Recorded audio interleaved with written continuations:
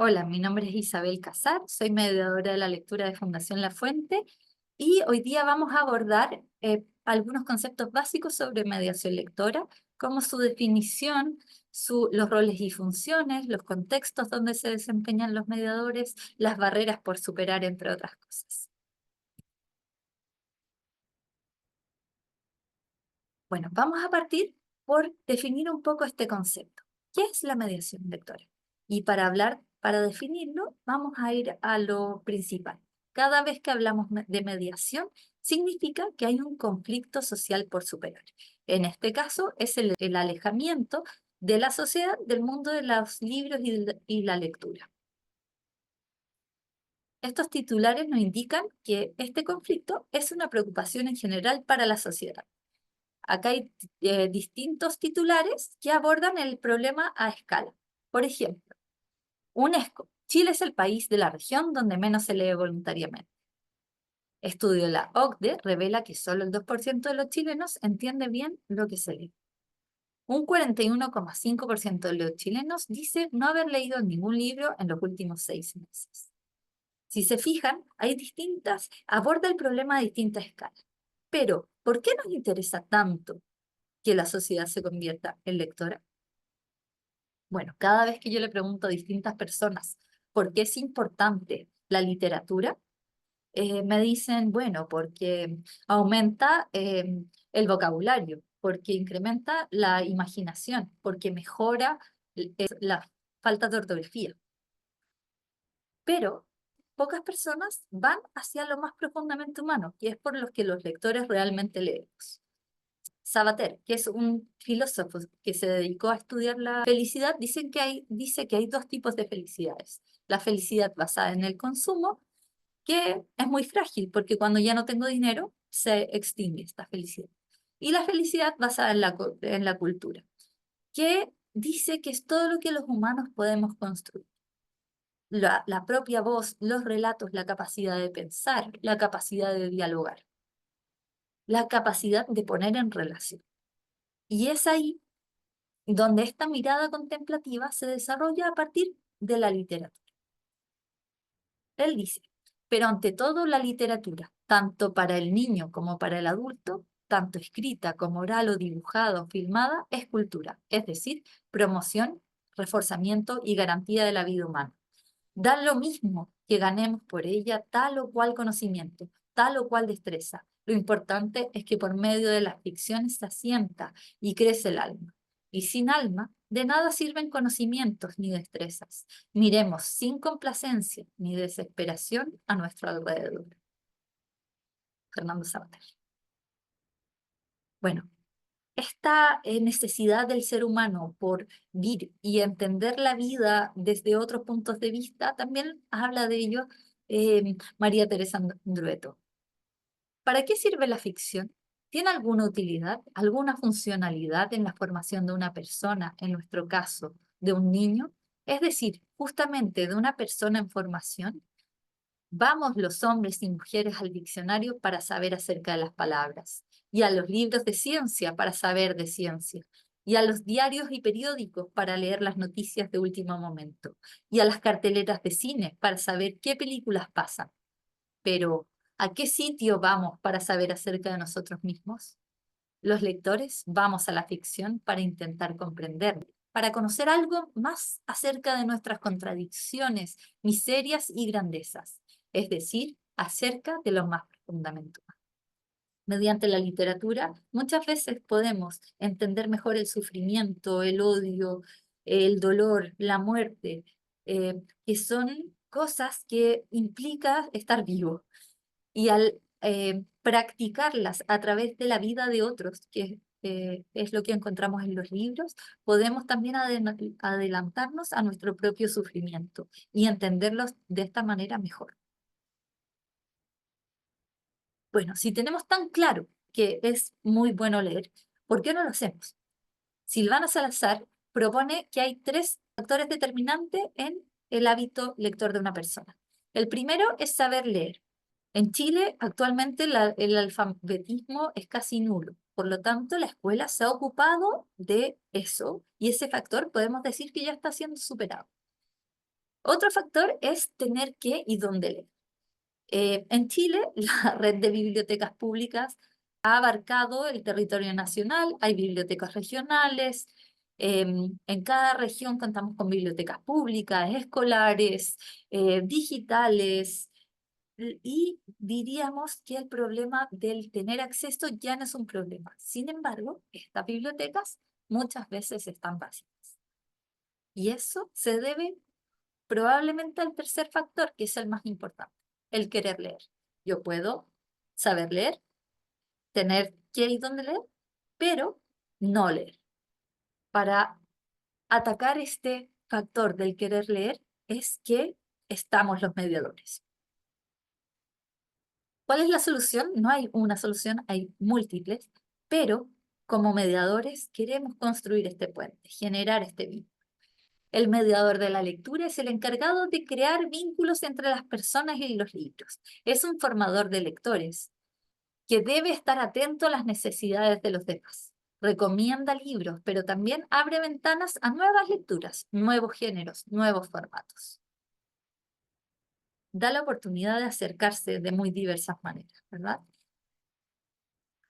Bueno, pero convertirse en mediador de la lectura, así como convertirse en lector, tampoco es de un día para otro.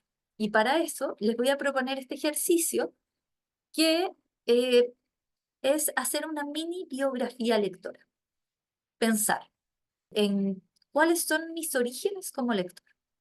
Les propongo estas 3 preguntas para que las piensen y reflexionen y así partamos desde un inicio pensando cómo somos como lectores para construirnos en mediadores. ¿Me considero lectora o lector? ¿Hay algún libro que me haya marcado y por qué? ¿Qué tenía ese libro en ese momento determinado que hizo que haya sido especial para mí? ¿Hubo alguien que haya sido importante para mi desarrollo como lector? ¿Hubo algún familiar, alguna profesora, profesor que me haya metido en el mundo de los libros y la lectura? Muchas veces se nos olvida y decimos que no, pero se nos olvida que hubo quizás alguna abuela que nos cantaba canciones, nos leía rimas, jugaba con nosotros a las adivinanzas y la oralidad también conforma parte de ese inicio como lectores. Somos seres de palabras. Hubo alguien que nos invitó a sentir el placer por escuchar historias. Bueno, y esto lo dice mucho mejor Laura de Betach, que dice, no existen lectores sin camino y no existen personas que no tengan un camino empezado, aunque no lo sepan.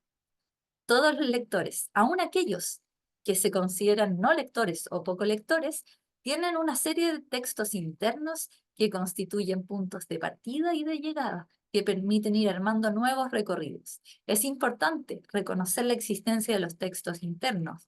Todo lo que uno percibió, escuchó, eh, recibió por distintos medios, cantó, copió en cuadernos, garabateó, la mayoría de las veces, por diversas circunstancias de la vida, dejamos este bagaje interno sin considerar.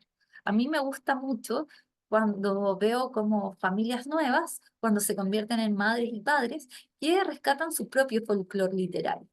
Entonces empiezan a cantarles las mismas canciones que ellas escucharon en el jardín infantil o que les cantaban sus mamás y sus abuelas.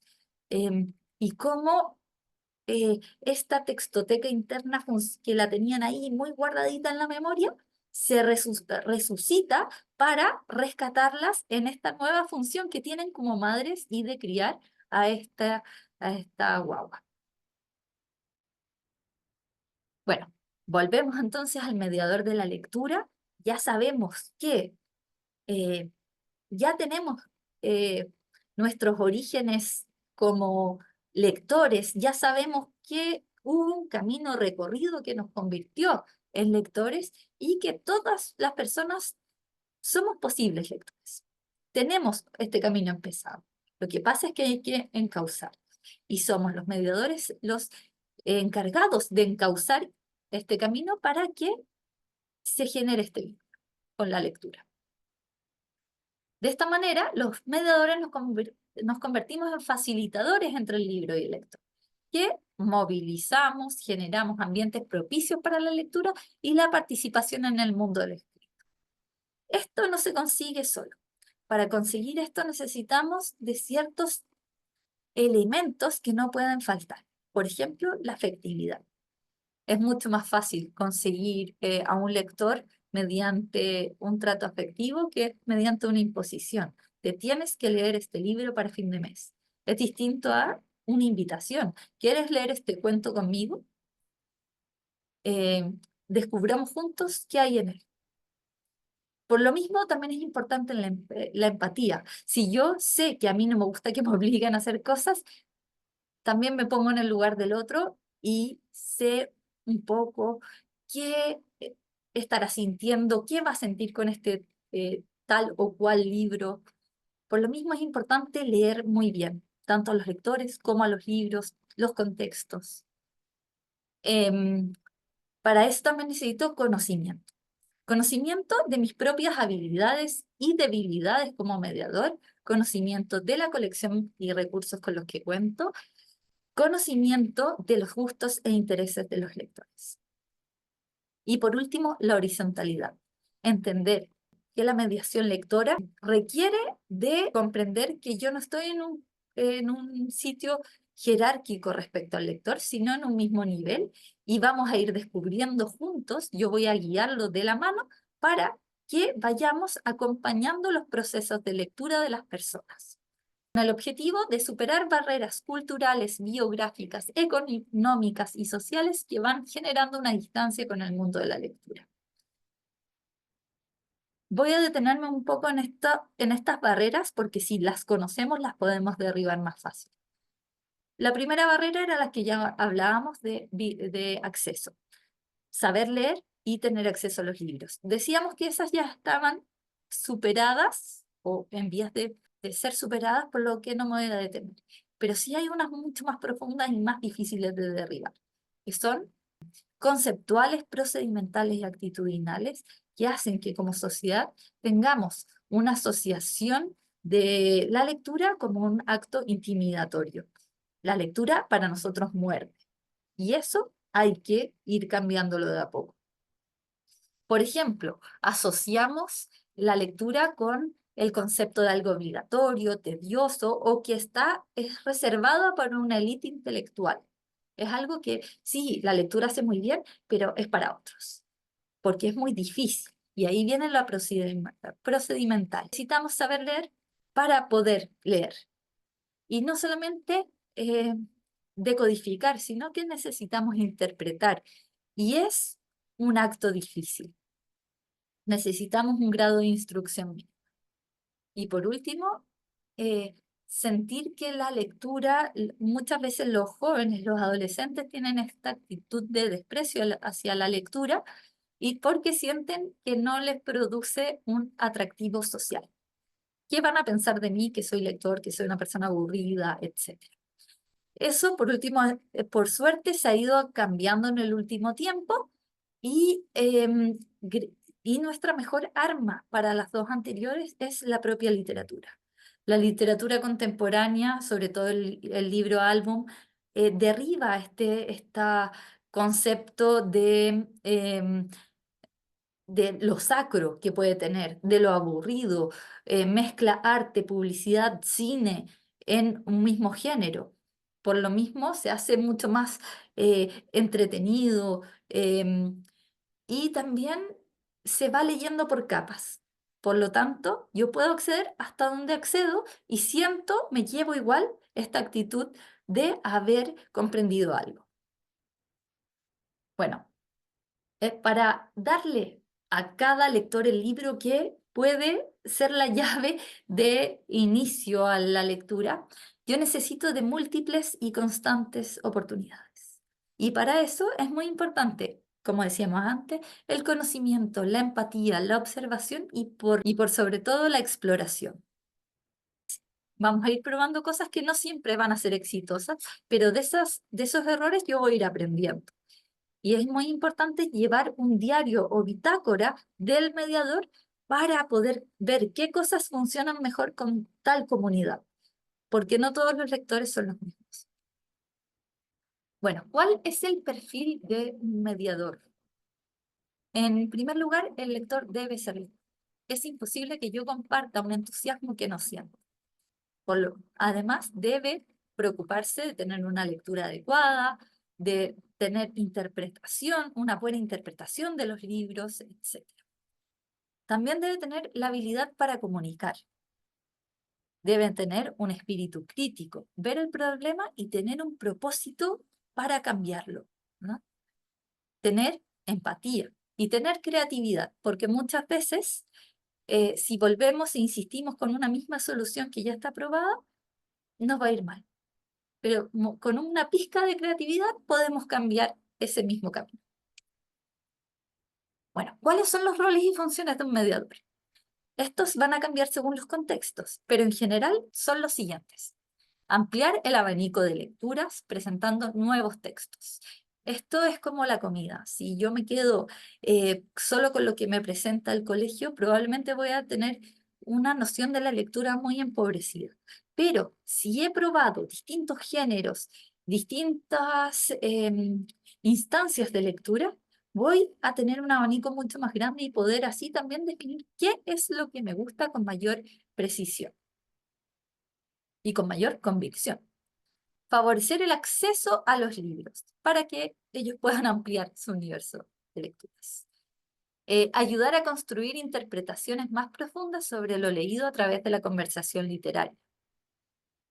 Y ampliar el metalenguaje literario.